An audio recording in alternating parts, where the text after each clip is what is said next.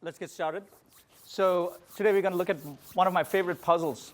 I'll say right at the beginning that the coding associated with the puzzle is fairly straightforward, but the analysis associated with this puzzle is quite intricate. And in particular, we're going to have to do worst-case analysis, which is really a good thing for you to learn about, because asymptotic analysis in algorithms is all about worst case. All right? So keep that in mind. When you try to come up with answers to my questions, always keep in mind that I'm going to be asking for what happens in the worst case. In the context of our puzzle, which is called the crystal ball puzzle, and it's fairly popular in the literature, though I've generalized it a little bit.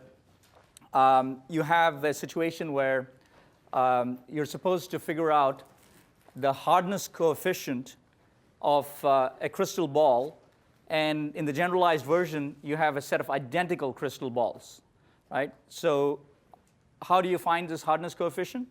Well, you go up to this Shanghai tower that has 128 floors, 1 through 128, and you drop this ball from, say, floor 1. So just you're standing here, and let's say you just drop it from there. Or you go up to floor 2, and you drop the ball. And the hardness coefficient is defined as the highest floor from which you can drop the ball, and the ball does not break. Okay?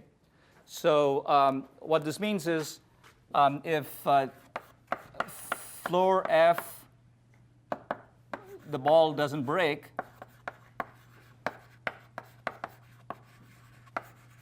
and it breaks at F plus 1, then the hardness coefficient is F. And you can assume a monotonicity property that says that if it did not break at floor F, then it won't break. This implies that it won't break at any floor less than or equal to F. Okay, which makes sense, right? I mean, otherwise it would be kind of complicated. It would be random, and we wouldn't be able to do any interesting analysis.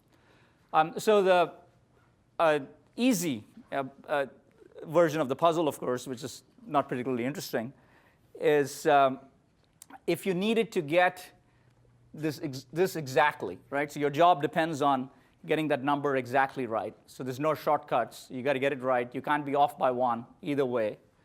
And you have only one ball, right? So you only have one ball. So what can you do if you only have one ball and you have to get it exactly right? Try every floor, right? But more important, try from lower floors to higher floors, right? So you drop it at floor 1. So one ball, you drop from floor 1, and if it breaks, then your hardness coefficient is you return 0. But then if you keep going and let's say you drop from floor 65, and it breaks, and you've gone in order, then the hardness coefficient is 64. Okay? Right? So that's easy enough. There's no optimization here. It's the only thing you can do. So that's why it's not particularly interesting. Now, if you have identical crystal balls that are guaranteed, they were manufactured in exactly the same way, et cetera, then obviously things get a lot more interesting because you can try to minimize something. And I'm going to write it over here because I want you to keep this in mind throughout the lecture. Our goal here is to minimize the worst case number of drops for our problem, and we want to solve the problem in the general case with D balls, and I should say D identical balls. But more important, the reason I'm writing this up is, as I said before, we need to focus on the worst case, right? So it may be the case that for a given set of balls, your algorithm does very well, in the sense that the hardness coefficient happened to be 42, and you picked the floor as of 41 to begin with, and so you drop from 41 and it doesn't break, and then you go to 42 and it doesn't break, and you go to 43 and it doesn't, and it breaks, and you go, oh, I only needed 2 drops for this particular problem. But if the hardness coefficient happened to be 65 and you started from floor 41, I mean, you need 20 odd number of drops, right? So you have to be careful in that you have to analyze whatever strategy you come up with in the case where the hardness coefficient could be pretty much anything. I mean, it could be 0 or it could be 128, all right, in our Shanghai Tower example. All right? So the first interesting question is, what happens when I have 2 identical balls, right? So, before we do that, according to my metric here, what is the worst case number of drops for one ball? What is the worst case number of drops for one ball? Give me a number. Someone else? Yeah, back there. 128. 128, exactly right. So it's 128 because I could have had a ball that doesn't break from the 128th floor. I don't know that to begin with. I have to start with floor 1, and I got to go 1, 2, 3, 4, etc. Right? So the worst case for one ball is 128, and you can't do better than that. All right? But of course, it gets more interesting when D is large. Right? So our goal now is to discover an algorithm that is going to minimize the worst case number of drops for D equals 2. Okay? That's our current goal, right? And then we'll look at more even more general things. So how would you do things if you had D equals 2, right? It doesn't matter if you don't get the algorithm right. We'll analyze it. You propose something, we'll analyze it, and then we'll decide if we can do better or not. Yeah, go ahead. Drop the ball from the halfway point, say 64. If it breaks there, then you use the bottom half and work with your Use the bottom half. Excellent. What's your name? Domin.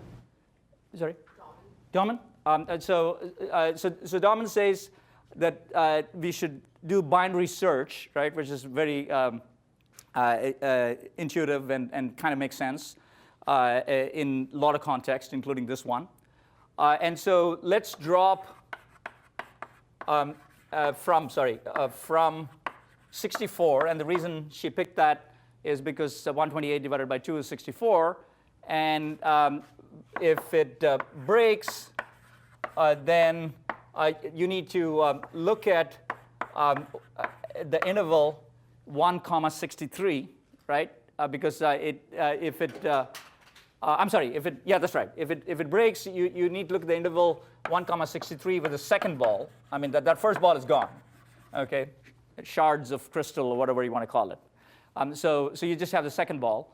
And so now at this point, you have no choice, right? You only have one ball left, right? As I mentioned, your job depends on getting that hardness coefficient right. So you can only use that first algorithm in terms of starting from 1 and going all the way to 63.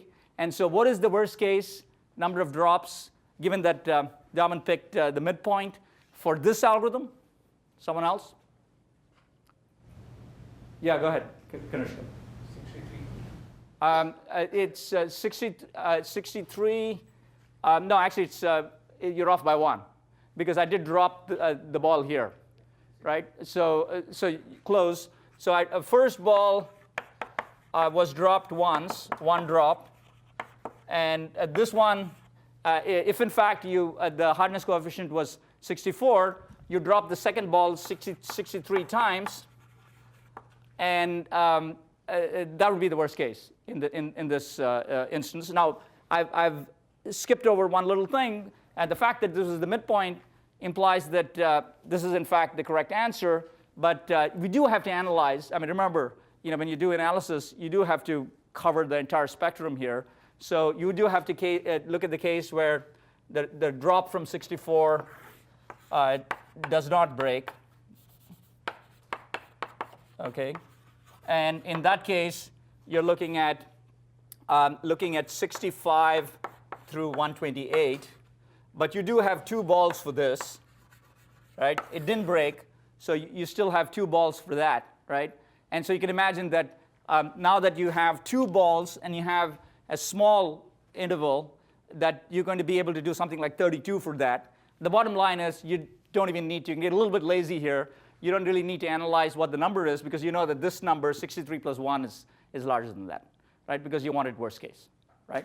So this is the kind of thing that you'll have to do when you do algorithmic analysis, maybe not exactly in a puzzle situation like this, but you have to look at all the cases, right? And you have to find kind of the max of all of the cases, right? So is this the best you can do? Yeah, go ahead. You could break the 128 into smaller sections using the first ball, so instead of breaking it in half, you could do it every 16 floors. Every 16 floors? Yeah. Starting from the bottom. Yeah. And then once the first ball breaks, then you have a smaller interval to test for the second ball. So let's say it breaks at the 32nd, then you have to only test from 16 to 32 instead of 1 to 32. That's correct. Yeah. So it turns out you can do. I mean, this is obviously there's not going to be a whole lot of optimization here with d equals 2, but you'd be surprised as to how much better you can do than 64, which is obviously a big step forward from 128. But you can go a few more steps as well. And so, what was your name? Lucy. So Lucy has it right. It's a similar idea, except you don't necessarily need to do the intuitive binary search. It's actually kind of different from that because of the way this problem is structured. And what her idea is that we'll look at something smaller, a smaller interval.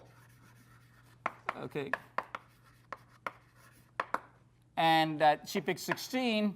So let's go 16, 32. So our algorithm is something that goes 16, 32, 48, 64, and maybe gets up all the way to, I guess, 128 and 16. 16 is 128 is a multiple of 16, right? Some math person make sure I'm right. So you have, so what happens here? So let's analyze this to make sure that we're good in terms of an improvement, right? We have to be careful. So let's just arbitrarily say that it broke at 64, okay? Because that's kind of what happened over in that previous algorithm too. So that means I've done 4 drops without a break,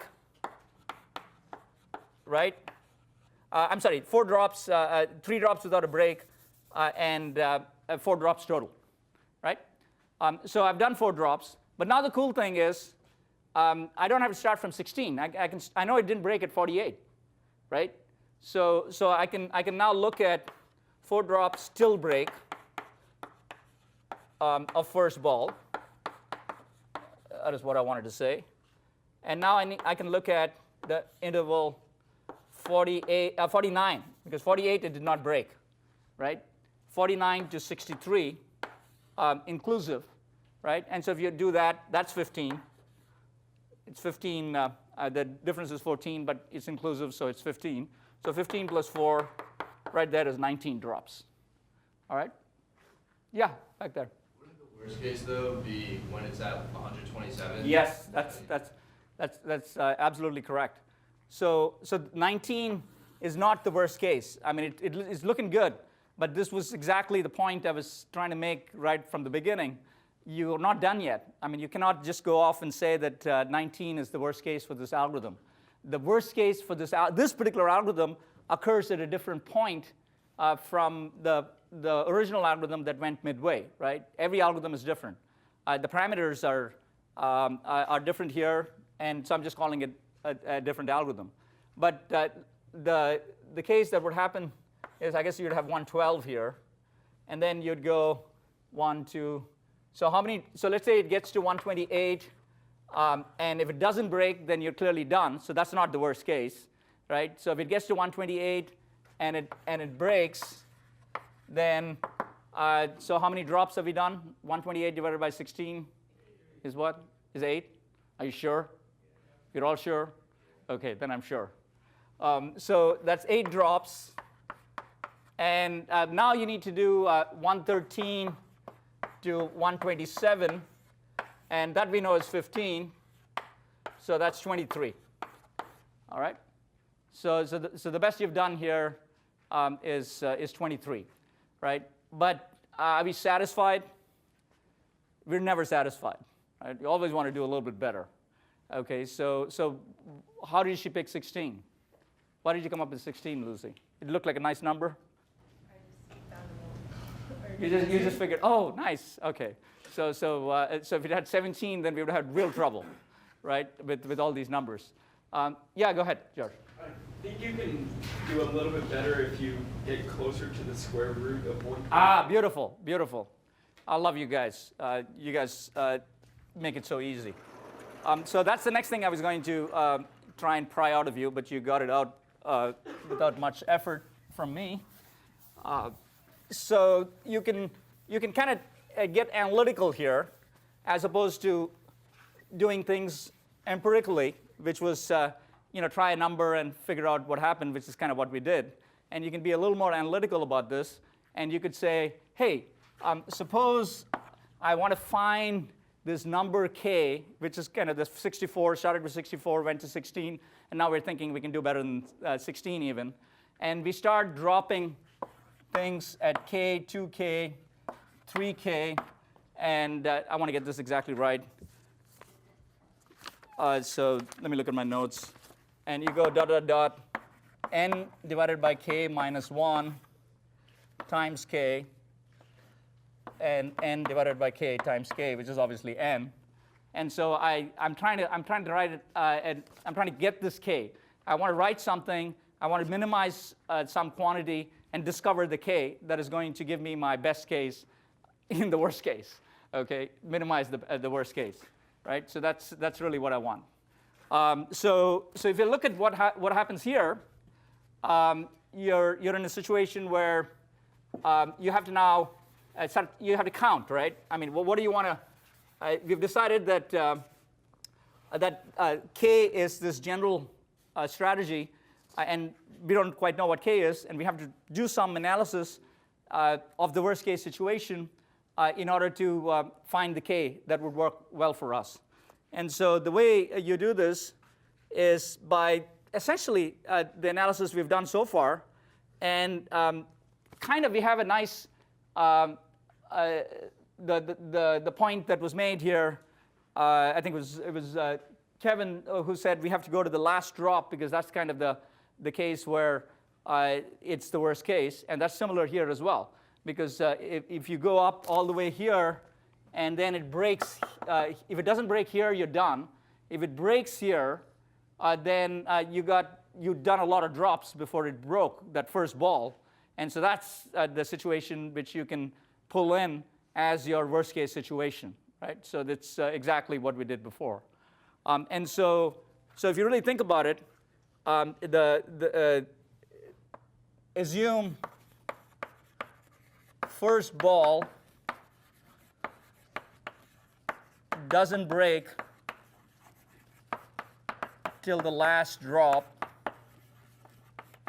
is the worst case situation, right? And so what does that mean from a symbolic standpoint with respect to the number of drops of so the number of drops in this case of the first ball? Can someone give me an equation for it? Yeah, go ahead. N over k. You, Kevin, too? Yeah. Okay. So n over k, right? So that's what happened there. Now, well, it broke, right? That's what we decided here. And so now you need to search n k plus 1 right? To, well, you got to go all the way there. I'm sorry, it broke there, so you got to go n minus 1.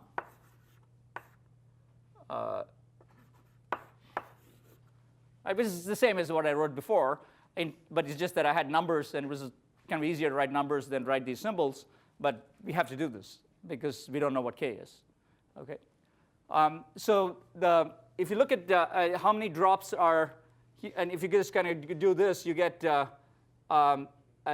if you notice, this gets simplified to n.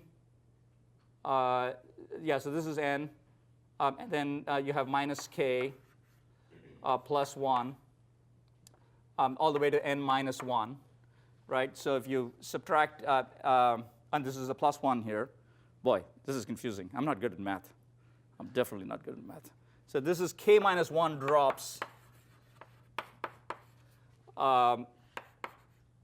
in the worst case. All right? So you now need to add these two things together. So what we'd like to do is minimize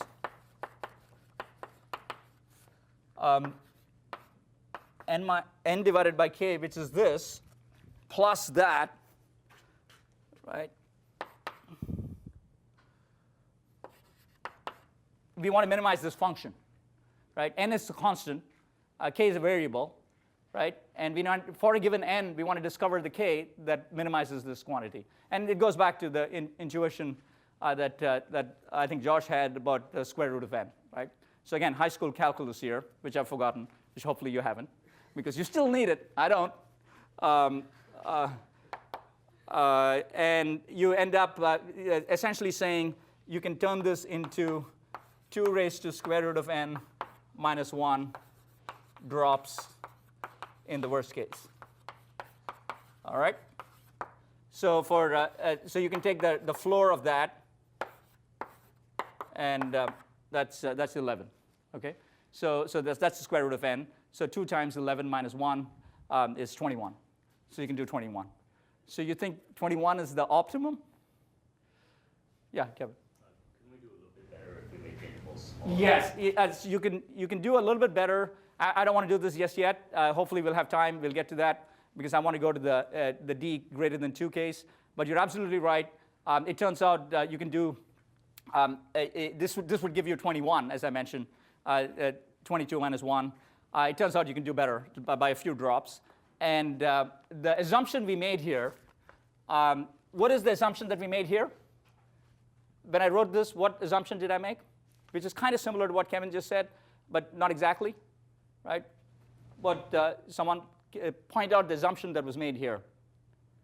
Not you. Someone else? All right, Gunatra, go for it. The intervals are the same. Yeah, the intervals are equal, right? So this, look, it's a different problem. If it didn't break here, then I got a smaller, I have 2 balls, and I had a smaller problem. So why would I use the same k, right?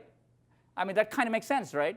So now it's more complicated, and hopefully we'll get to that. But I want to do other things first. So that's the reason. So at least you know why 21 isn't optimal, right? It's because of this constraint that we placed on ourselves in order to do this analysis to get to the point where we had 2 times square root of n minus 1 that corresponds to the equal interval constraint. Okay? All right, so good. All right, any questions about this? So as you can imagine, I'm not going to show you code that computes 2 times square root of n minus 1, right? So that doesn't make sense, but we do have code to look at that corresponds to the case where d could be 3, d could be 4, and then obviously it gets more interesting in terms of what your strategy is. And we won't go with optimizing. In fact, there's an open problem as to what the optimum strategy would be for arbitrary d, d meaning the number of balls, if it's 5, 6, whatever, partly because of what I just talked about with respect to you need to utilize unequal intervals. But the natural thing to do now is to move to d equals arbitrary number of balls and stick with kind of the sane algorithmic approach of having equal intervals, right? But the question is, what are these intervals?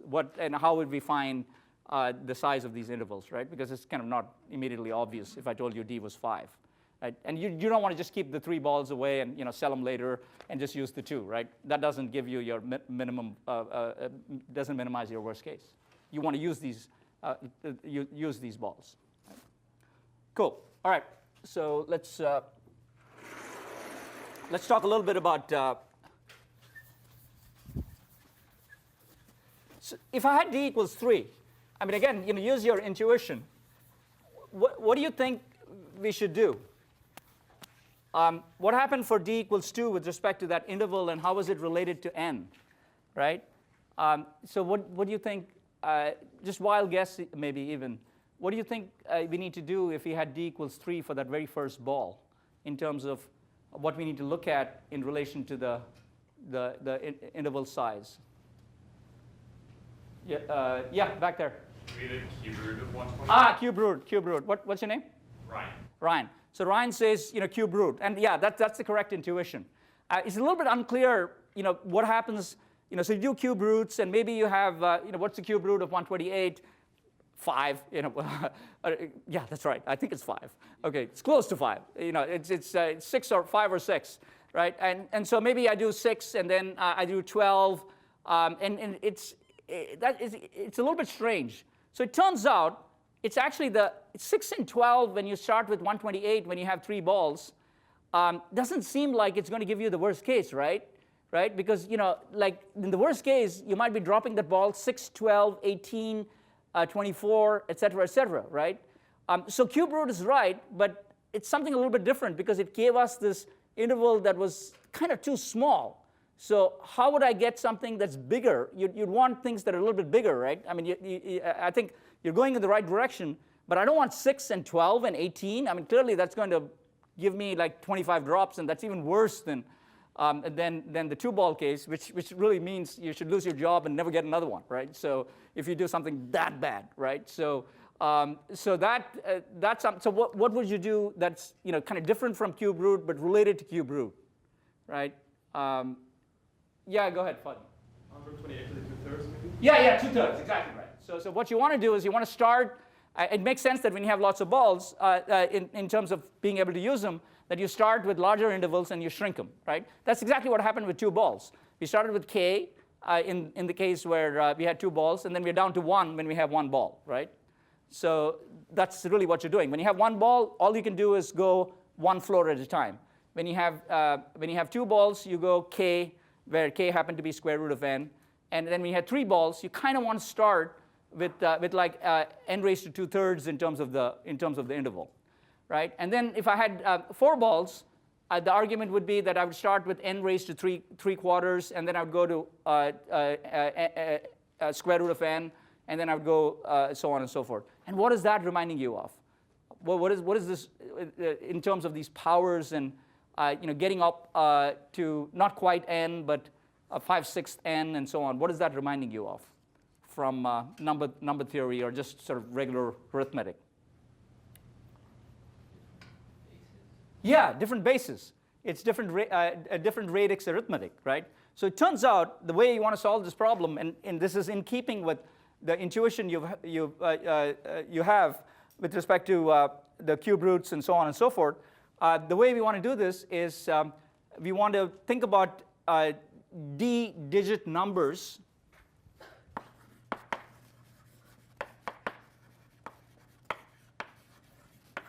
And the numbers themselves, and d is the number of balls. And so that's the d digits. But what is the radix of these numbers? Okay, the radix of these numbers are going to be related to the k, to the intervals, right? So you essentially want to say, I'm counting in multiples of k, right? I went k, 2k, 3k, etc.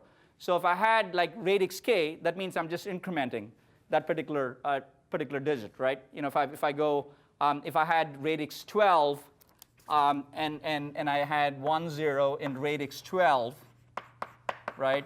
Then this would be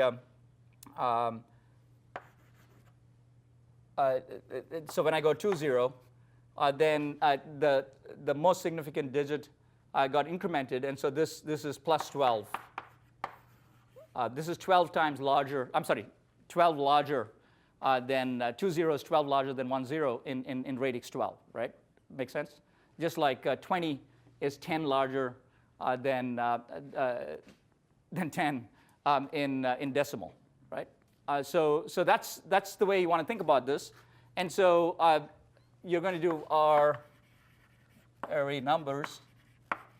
And the first thing that you need to do is you need to figure out, based on the number of floors that you have, figure out, you're given D, you're given N, the number of floors, and you're given the number of balls. And you've got to figure out what radix you're working in. And this is going to be a generalization of the square root of N, as you'll see. We want to choose a radix such that R raised to D is greater than N. Right? Choose R such that R raised to D is greater than N, right? And so that comes back to, obviously, if D were 2, then it makes sense that R would be square root of N, right? Which is in keeping with what we talked about, right? But if D is 3, then the radix, not necessarily the interval that we choose, because the intervals are going to be different, is going to be more like the cube root of N, which is also proposed, right? Ryan mentioned that. And so in this case, let's say that N were 128 and D equals 4, then we would choose R equals 4, because 4 raised to 4 is 256, which is greater than 128. And we can't choose 3, because 3 raised to 4 is only 81, and 81 isn't greater than 128, right? So you'd have to choose 4. So what we're now saying is we want to somehow figure out, we're not quite there at an algorithm yet, but we have a kind of a path forward in that we want to look at the representation, the R-Airy representation of these D-digit numbers, and we're going to essentially increment. And so with our goal, roughly speaking, we're going to go with this representation, and we're going to start incrementing digits. So we just go 0, 1, 2 in terms of the digits, but because the representation is R-Airy, that means something different in terms of the number of floors, depending on what R is, right? I mean, just like I said, if this were ternary representation, then in terms of floors, this is only this would be for ternary, this would be 3 floors. 2 0 2 0 would be 3 floors away from 1 0, right? In decimal, 2 0 is 10 floors away from 1 0, and so on and so forth. That make sense? Yeah. Ask me questions if you're confused. So let's take an example. So and then we'll look at code that actually builds this algorithm from scratch. So we'll take our example of D equals 4 for our canonical 128 floor Shanghai tower, because you do want to get a sense of how things improve. We did improve from obviously D equals 1 through D equals 2 with the equal interval assumption, but with this radix idea, we'd like to see how much better we can do, right, with D equals 4. And we want to do substantially better than 21 drops or whatever we had back there. So R is 4, D is 4, D is 4, N equals 128. And what we're going to do is the smallest number is 0, 0, 0, 0. And in brackets, I'm going to write what the decimal representation is, because I think that does give you some intuition. You get a sense of how this translates into floors. And after a while, if you're going to tell someone to do this, you want to give them floor numbers in decimal, because the Shanghai Tower doesn't have some weird representation for the floors when you get into an elevator or anything like that. So this is floor 0. And now the highest number is 3333, which happens to be 255. I'm not going to write floor each time, but when I put things in brackets here, that's a decimal representation. Okay, so that's 255. So that's obviously too big. We don't need that, but we're stuck with having to choose r equals 4 for the reasons I described to you before, right? So there's somewhere in here, there's a 128, and I don't have it right up in front of me as to what 128 would correspond to, but 1233, for example, would be floor 111, right? So the way this works, and you all know your radix arithmetic, it's 3 times 1 plus 3 times 4 plus 2 times 4 square plus 1 times 4 cubed, right? That's what you have, and that's how you get 111. So what you have to do in order to do this right is to start with the most significant digit, which is the leftmost digit, and that makes sense because we want our intervals when we have lots of balls to be large, and that as you move and the balls break, you're going to start shifting rightward, and you're going to be incrementing different things, right? And that's essentially going to give us our algorithm. And so we'll talk about. Let me just give you an example of the algorithm, and we'll look at how the algorithm is implemented. As I mentioned, it turns into 10 lines of code because all you're doing is translating into this representation, and you're just incrementing bits of the representation. And it's interactive. You can play with it later today or whenever. And you can sort of think of a hardness coefficient in your head and see how things work out. But before we end, we obviously have to do a worst-case analysis of this algorithm, because that's the whole point of this exercise. So in this case, where do you think I should? So I don't want to drop obviously at floor 0. I mean, there's no notion of that. So where do I drop at the beginning? The first drop is at, given what I told you. You can tell me in any representation. Where would I drop the first ball if I have 4 balls and 128 floors? I said I want to start with something that obviously there's some large interval here, and I want to start on the left-hand side, and I want to increment the leftmost bit, which is the most significant bit, right? So I would start with 1 0 0 0. Okay. So the first drop is at 1 0 0 0, which is at floor 64. Okay, that's the first drop.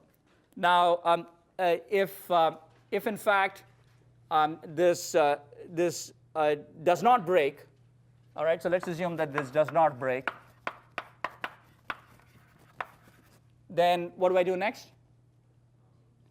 2 0 0 0, right? And this would be 128, right? Okay, let's assume that this breaks here. All right, so now what do I do? It broke. I lost a ball. Now I have 3 balls left still. That's the good news. And how many? So what do I need? Where do I need to move if I have 3 balls left? I need to be in a representation that has how many digits? 3 digits, right? So I need to move. It broke at 2000, so I know that it's less than 2000. So I need to go back to this because this is the highest floor. In general, whenever things break, you go back to the highest floor that you know that the ball didn't break, right? I mean, that's the canonical strategy that we've followed all through. When the ball breaks, you go back and say, oh, but I do know that there was a highest floor in which the ball did not break, and I have to start with 1 plus that, right? So what I'm going to do here is I need to go up and, because it broke, I need to look at 1 0 0 1, right? The interval that I need to look at is 1 0 0 1, right? Because there's 1 more than that, and all the way to 1 3 3 3, which is 1 less than that. Okay. So, and this, you may feel a little bit better looking at this in decimal. I certainly do.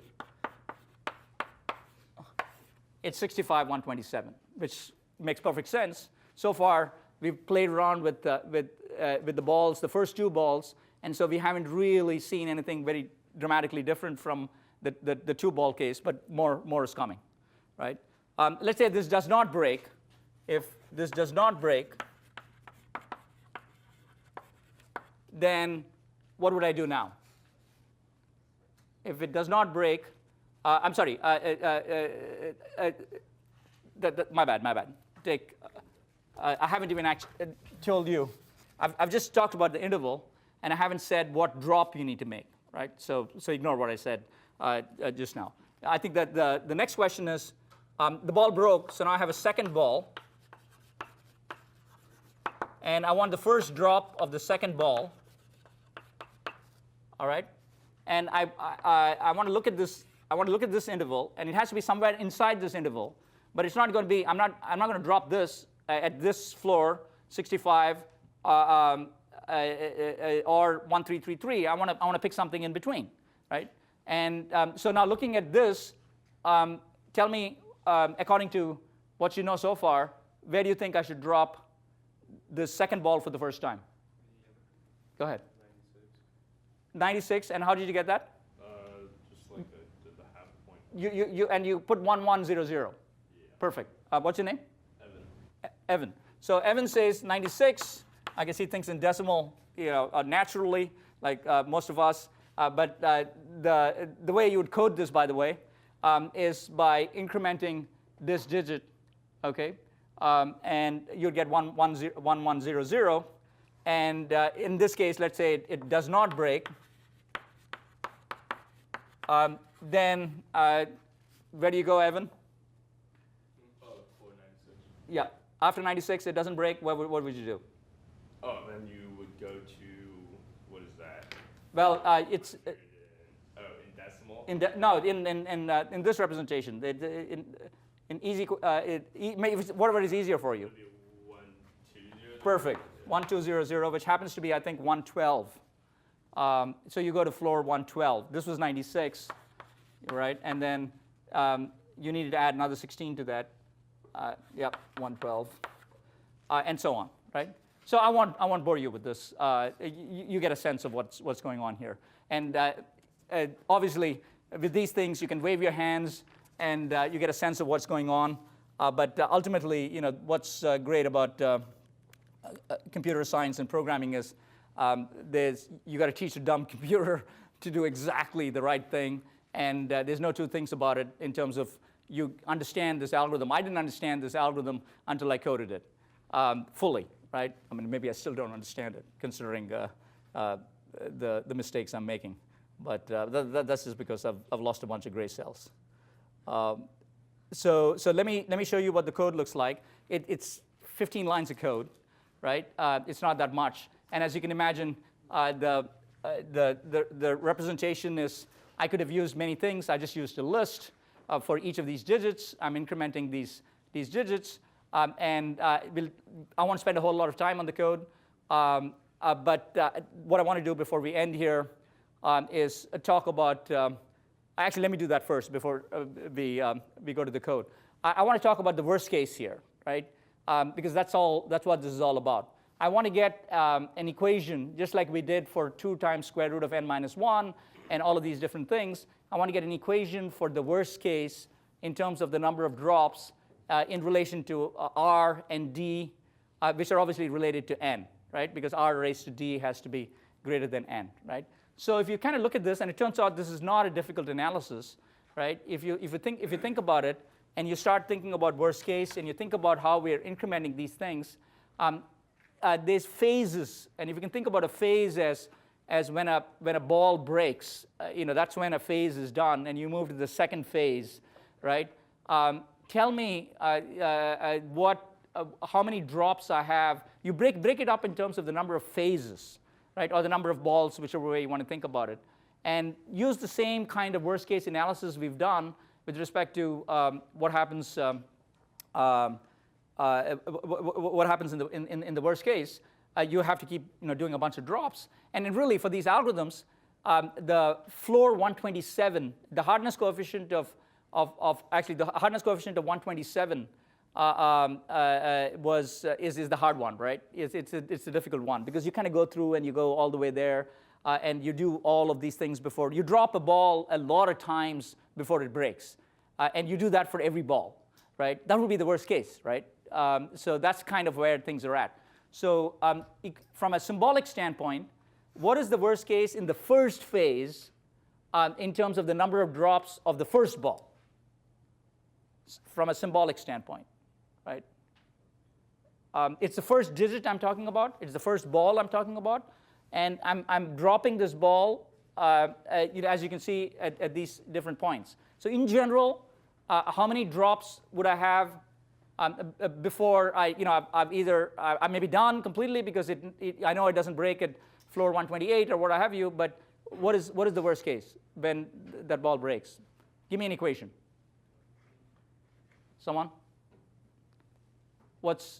So I drop it once, I drop it twice. Am I going to drop it like if R is 5, am I going to drop it 10 times? What am I doing in terms of what is the upper limit in terms of this digit? R minus 1. And where am I starting from? 1. Right? So there you go. What's the answer? R minus 1. Right? So that's it. So it turns out that I have R minus 1 drops in the worst case for the first ball. And I mean, it's the same representation. Every digit is the same radix, obviously. Right? And now that ball broke, and I moved to the second digit with the second ball, and I'm going to start again. And in the worst case, I could have R minus 1 drops for that as well, right? Because I'm going to go increment from 0. But the first one I'm going to do is a 1, and then I'm going to do a 2, and all the way to R minus 1. Right? So R minus 1 drops for the second ball, and then I go all the way to D balls. So my answer, go ahead. Over here. Come on. Yeah. How do we, okay, so R is 4 in this case, and we say the worst case is 3, but how do we get 3? Because if it doesn't break on either of those, on the 1, 0, 0, 0 and 2, 0, 0, 0, aren't we just done and that's only 2 drops? Yeah, so it gets a little, you're absolutely right, but if the number were 255, so one of the things that's happening here is we've lost some precision because R raised to D needed to be this large number of 255, and this algorithm is actually going to work for 255 floors. All right. Yeah, because of n. So it's not, yeah, so that's kind of, it's a good question you asked, but unfortunately, you kind of want to choose a case where you have perfect precision in terms of R raised to D is exactly what you need it to be, and in that case, this analysis works, right? Yeah.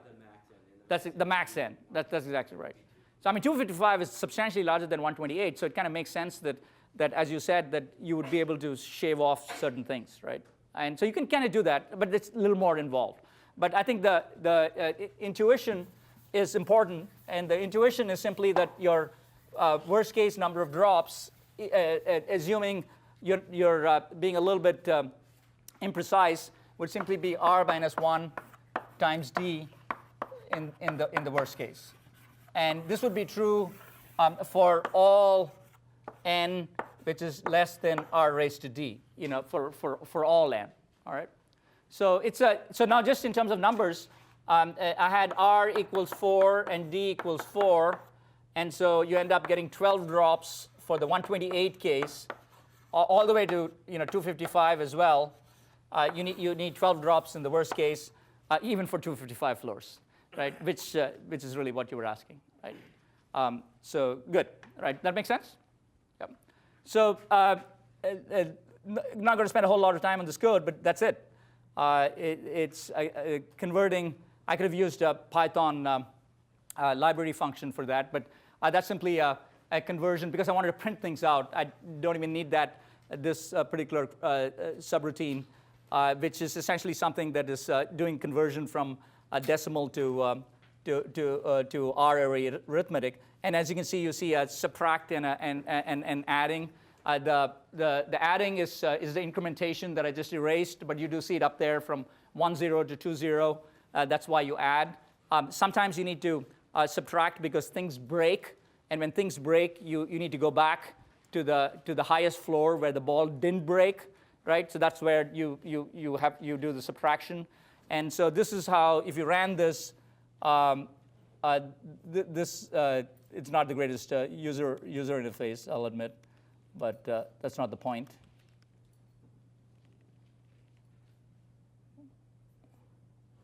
The crystal. Okay.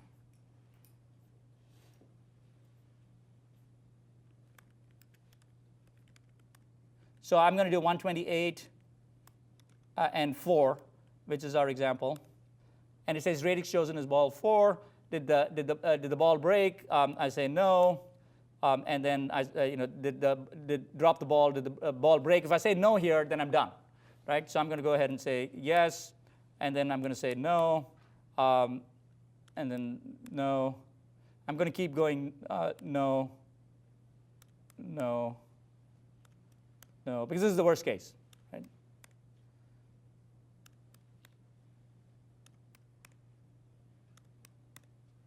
And I got 11, right, in this case. So you do get close in the sense that Gunatra was asking, could you shave off? You only shaved off 1 because of the imprecision. So there is a case where even though you would only get 12 for 255, but you do get 11 for 128, okay, right? Cool, good. So I'll let you look at the code. If you guys can leave anytime you want. I just wanted to mention, I wanted to go back to the one thing that I didn't get, that I mentioned but I haven't gotten to, which is this is still, you can still do better, right? You can still do better, not because of what Gunatra mentioned, that's just an imprecision thing, but assuming even that was taken care of because the numbers worked out, you can do better because K can be made different. You could do unequal intervals, right? So let me put that in the notes and you can read it by yourself. You had a question, Evan. Yeah. When you were going through the ball drops and you kept answering no, that the ball did not break, why did it start asking you, or why did it start telling you where the next ball dropped? Because it went 1, 2, and then it went also to ball 3 and ball 4. Shouldn't it have just stayed ball 2 the whole time if it never broke? That's exactly right. But that's because I'm lazy. Yeah. So it'd be a fine exercise to fix that. I mean, it's not one of the exercises. That's how you turn. After 30 years of teaching, whenever I get a question, I turn it into an opportunity, for homework. Okay. All right. That's how it works. All right. Good. See you guys next time.